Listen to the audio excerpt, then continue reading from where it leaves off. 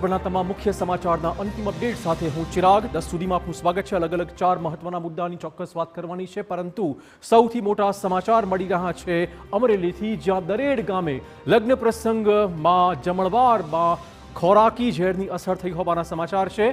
થાબડી, બરફી, શરબત અને ભજીયાના જમણવાર બાદ આ લોકોને અસર થઈ ગઈ છે। 50 થી 60 વ્યક્તિને અસર થઈ હોવાના સમાચાર। 30 થી 35 લોકોને હાલમાં સિવિલ ખસેડાયા છે। अन्य खानगी હોસ્પિટલમાં 25 જેટલા દર્દીને ખસેડવા પડ્યા છે। તો અમરેલીનો બનાવ છે દરેડ ગામ કે જ્યાં ખોરાકી ઝેરની અસર થઈ છે। 30 થી 35 લોકોને હાલમાં સિવિલ ખસેડાયા છે। अन्य લોકોને પણ ખાનગી હોસ્પિટલમાં ખસેડાયા છે। તો ખોરાકી ઝેરની અસર થઈ દરેડ ગામની ઘટના।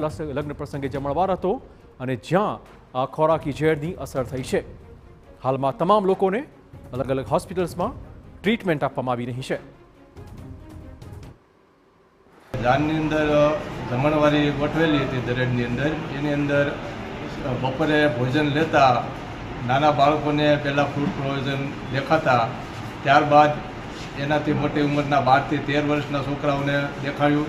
ત્યારબાદ મોટી ઉંમરના 17 થી 18 વર્ષના છોકરાઓને આ બધું ફૂડ પ્રોવિઝન દેખાયું।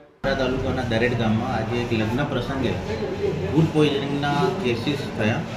તો એમાંથી ઘણા બધાને ફૂડ પોઈઝનિંગની અસર થઈ અને અસરના લીધે ઝાડા ઉલટીના કેસ અહીંયા 25 થી 35 કેસ અહીંયા આવી ગયા છે। બીજા પ્રાઇવેટમાં પણ ગયા છે।